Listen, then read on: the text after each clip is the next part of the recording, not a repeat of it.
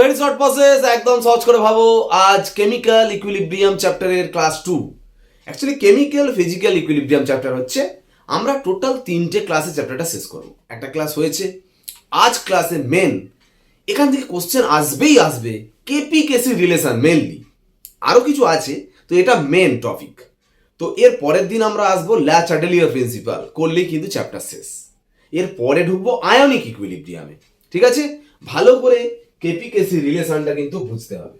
দেখো, আমরা কেপি কেসি জিনিসটা শিখে গেছি, কিন্তু কেপি কেসির মধ্যে সম্পর্ক প্রতিষ্ঠা, রিলেশন এস্টাবলিশ কিন্তু আজকে করব।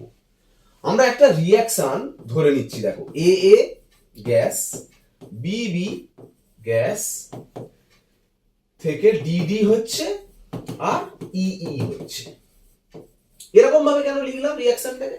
দেখো, আমরা যে লিখি 3H2 লিখি, তো এই যে সাবস্ট্যান্সটা হচ্ছে এই ক্যাপিটালটা, আর সামনে যে মোল নাম্বার, মলিকিউল নাম্বার 3 যেটা, সেটাকে আমরা স্মলে ধরছি, ঠিক আছে? এইভাবে আমরা ধরে দিই এইগুলো সাবস্ট্যান্স, এটা হচ্ছে তার মলিকিউল নাম্বার, বুঝা গেল? এই তিনটা এটা। এখন এই রিয়াকশনের জন্য আমরা শিখে গেছি আগের দিনই যে কেসি রাশিমালা বা কেপি রাশিমালা কি হবে।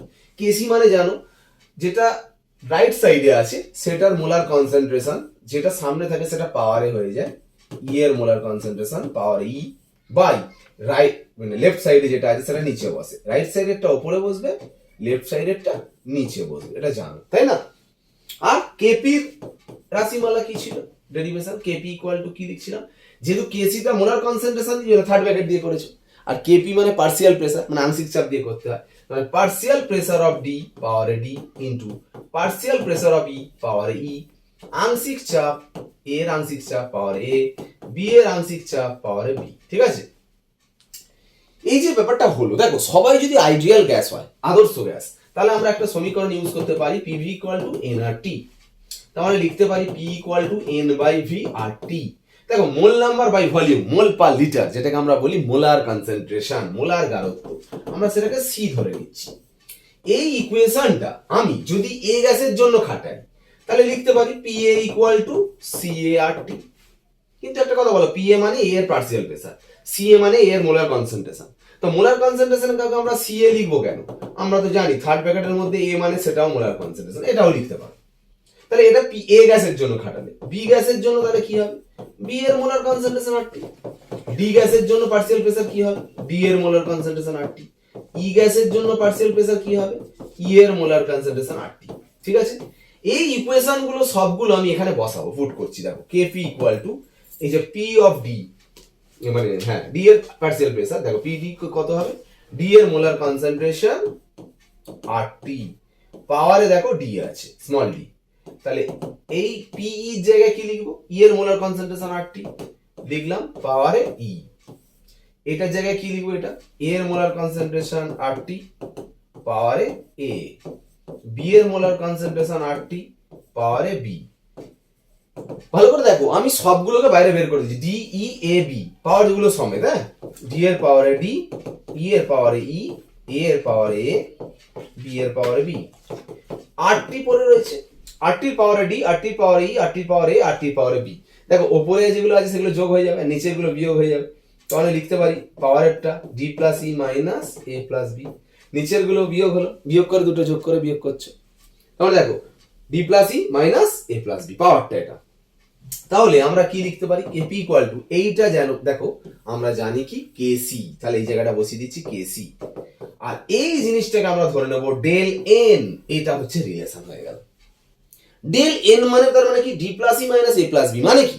তার মানে প্রোডাক্ট তার মলিকিউল নাম্বার সাম মাইনাস রিঅ্যাক্ট্যান্টের মলিকিউল নাম্বারের সাম, মানে হচ্ছে বিক্রিয়াজাত পদার্থের অনুসংখ্যার সমষ্টি মাইনাস বিক্রিয়ক পদার্থের অনুসংখ্যার সমষ্টি, মানে রাইট সাইডে যেগুলো আছে তার সামনের গুলোর যোগ মাইনাস লেফট সাইডে যেটা আছে তার সামনের গুলোর যোগ, সেটাই হচ্ছে ডেল এন। এই প্রতিষ্ঠাটা কিন্তু লাগবে, যে কোনো সমীকরণ দিয়ে প্রতিষ্ঠা আসতে পারে। তোমাকে কোনো ইকুয়েশন দিয়ে বলতে পারে কেপি কেসি সম্পর্কটা লেখো, বা relation between KP KC right লিখতে দিতে পারে, ঠিক আছে? ধরো তোমাকে এই রিয়াকশনটা দিল, ডাইরেক্ট তুমি, আমি অ্যান্সার করছি এর দাগে। দেখো আমরা জেনে গেছি যে KP equal to KC R T to the power del N. তুমি শুধু কি করবে? ডেল এন এর মানটা পুট করবে, ডেল এন এর মান কি করে বের করতে হয় বললাম এক্ষুনি, ডেল এন এর মান বের করতে হয় রাইট সাইডে কত আছে 2 মাইনাস লেফট সাইডে 1 প্লাস 3, তাহলে 1 প্লাস 3 মানে কত হলো -2, তাহলে -2 পুট করলাম, এটা অ্যান্সার হয়ে গেল।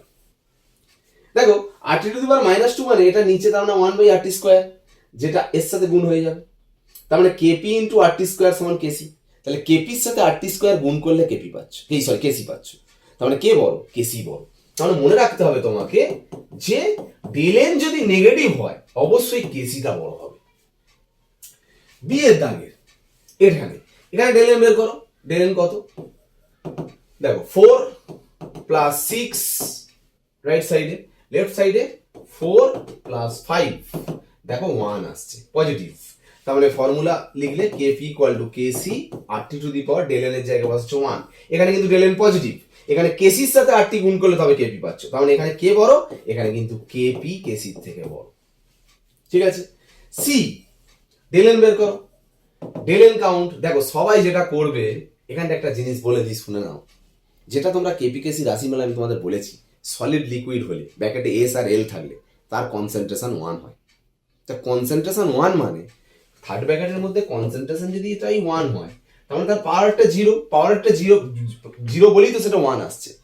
এবার পাওয়ারটা কোনটা হয়, সামনে যেটা থাকে সেটাই তো পাওয়ার হয়ে যায়, তার মানে এই যে 3f 3টা কাউন্ট করবে না যেগুলো সলিড লিকুইড, তার মানে যেগুলো ব্র্যাকেটে এস বা এল আছে সেগুলো কাউন্ট করা যাবে না, এগুলো কাউন্ট করবে না, এই সলিড কাউন্ট করা যাবে না, এই সলিড কাউন্ট করা যাবে না, তার মানে শুধু কাউন্ট করবে কি 4 মাইনাস 4 কত হলো 0, তার মানে kp equal to kc rt to the power del N মানে 0, তার মানে kp equal to kc।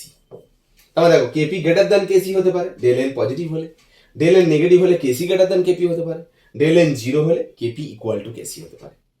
Same এই যে রিলেশনগুলো এরকম ভাবে দিল, তোমাকে আরেকটা রিলেশন দেখবে নিজের মতো করে নেবে, বইতে আছে অবশ্যই, কেপি আর কেএক্স এর relation, KP equal to KX P to the power del N আসবে, একদম সেম ব্যাপার, শুধু এখানে আর টি আছে, এখানে পি, এখানে টোটাল প্রেসার, বাকি সব সেম। ঠিক আছে, এইবার আমরা একটু ইউনিট একক নিয়ে আলোচনা করব।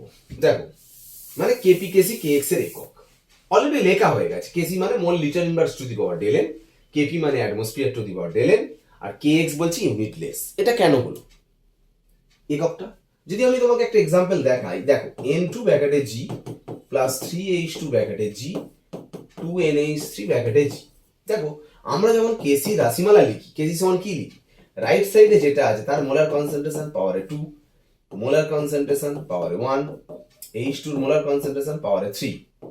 ভালো করে ভাবো, এই যে মোলার কনসেন্ট্রেশন ইউনিট কি, মোল পার লিটার, মানে মোল লিটার ইনভার্স, মোল লিটার ইনভার্স পাওয়ারে 2 বাই এর ইউনিট কি, মোল লিটার ইনভার্স, এটার ইউনিট কি, মোল লিটার ইনভার্স পাওয়ারে 3। তাহলে দেখো সবকটা মোল লিটার ইনভার্স আছে, আমি সবকটার জন্য একটা লিখলাম মোল লিটার ইনভার্স, এর পাওয়ারে 2, এর পাওয়ারে 1, এর পাওয়ারে 3, নিচের গুলো বিয়োগ হবে, তাহলে 2 মাইনাস 1 প্লাস 3, তার মানে মোল লিটার ইনভার্স এটা কত হচ্ছে -2। অ্যাকচুয়ালি ডেল এন কি করে বের করে দেখো, ডেল এন বের করলে 2 মাইনাস 3 প্লাস 1 কত আসছে, সেই -2, দেখো এটাই এলো। তার মানে ডাইরেক্ট ফর্মুলা বসাতে পারি না, mole litre inverse to the power del N, তার মানে যে রিঅ্যাকশনের ইউনিট বলবে তার মানে এটাই হচ্ছে এর ইউনিট, ইউনিট বললে শুধু mole litre inverse to the power del N, atmosphere to the power del N হচ্ছে কেপি ইউনিট। কেএক্স এর কি আমি ইউনিট নেই, এক্স মানে মোল ফ্র্যাকশন, মোল ফ্র্যাকশনের কোনো ইউনিট হয় না, ওই জন্য কেএক্স টি ইউনিটলেস। বুঝা গেল, রিঅ্যাকশন আলাদা আলাদা হবে, ডেল এন আলাদা আলাদা হবে, তার কেপি কেসি কে মানে তার ইউনিটও কিন্তু এককও কিন্তু আলাদা আলাদা হবে। বুঝা গেল, তো এটা কিন্তু বুঝতে হবে। এইবার আমরা যেটা আলোচনা করব, দেখো চ্যাপ্টারের নাম বলেছি ফিজিক্যাল অ্যান্ড কেমিক্যাল ইকুইলিব্রিয়াম, সেখানে কেমিক্যাল ইকুইলিব্রিয়াম নিয়ে আলোচনা পুরোটা, ফিজিক্যাল ইকুইলিব্রিয়াম নিয়ে কিছু বলছি না। তো ফিজিক্যাল ইকুইলিব্রিয়ামের জাস্ট বেসিক কনসেপ্ট একটু লাগবে, ভৌত সাম্যাবস্থা, যেমন 4টে না 5টা সাম্যাবস্থা ইকুইলিব্রিয়াম আছে। দেখো যদি বলি সলিড লিকুইড ইকুইলিব্রিয়াম মানে কঠিন তরল সাম্যাবস্থা, কিরকম হতে পারে কঠিন তরল সাম্যাবস্থা, বরফ থেকে জল, জল থেকে বরফ, বরফ থেকে জল হচ্ছে আর জল থেকে বরফ হচ্ছে, কখন হতে পারে, কোন কন্ডিশনে, কন্ডিশনটাই মেন, টেম্পারেচারটা পুরো 0 ডিগ্রি সি রাখতে হবে, 0 ডিগ্রি সিতে বরফটা জল হয় আর জলটা বরফ হয়, তার মানে এই কন্ডিশনটা তখনই অ্যাপ্লিকেবল ইকুইলিব্রিয়ামটা, কন্ডিশন হচ্ছে যে সাবস্টেন্সটা নেব তার গলনাঙ্ক মানে মেল্টিং পয়েন্ট যেটা সেই কন্ডিশনে রাখতে হবে, তবে ইকুইলিব্রিয়ামটা হবে। তুমি যদি 30°C রাখো, 30°C, সব বরফ তো জল হয়ে যাবে। তুমি যদি -40 রাখো, সব জল তো বরফ হয়ে যাবে। বরফ থেকে জল হবে, জল থেকে বরফ হবে। ইকুইলিব্রিয়াম কাকে বলে? দুটো একসাথে চলছে, বরফ থেকে জল, জল থেকে বরফ, বরফ থেকে জল, জল থেকে বরফ। সেটা একমাত্র তার মেল্টিং পয়েন্টে অর্থাৎ গলনাঙ্কে রাখতে হবে, আর ক্লোজ কন্টেনার বদ্ধ পাত্র নিতে হবে, তবে এই সাম্যাবস্থাটা হবে।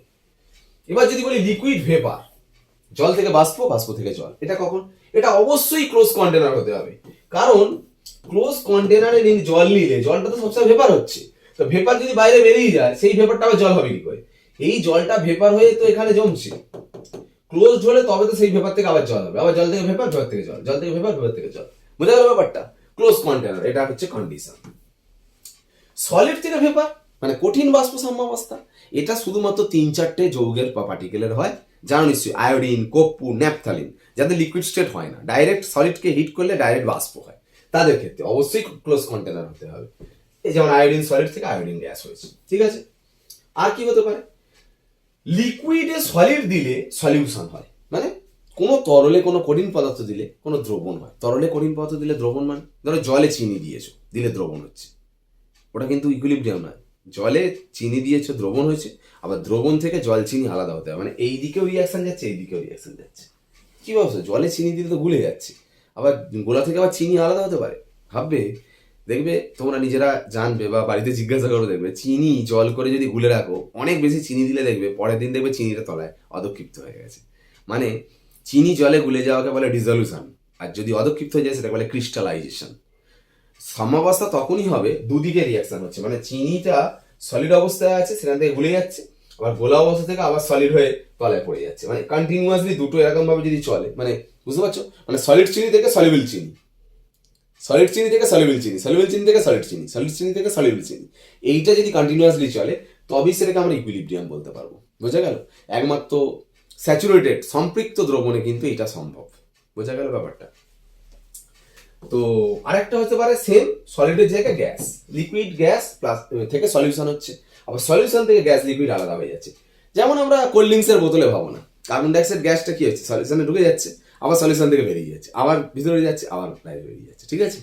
তো এই সলিউবল হচ্ছে, আবার বাইরে বেরিয়ে যাচ্ছে, ঠিক আছে? এই যে জিনিসটা, এটা হচ্ছে লিকুইড প্লাস গ্যাস থেকে সলিউশন, সলিউশন থেকে লিকুইড গ্যাস, এই এতগুলো ফিজিক্যাল ইকুইলিব্রিয়াম হতে পারে।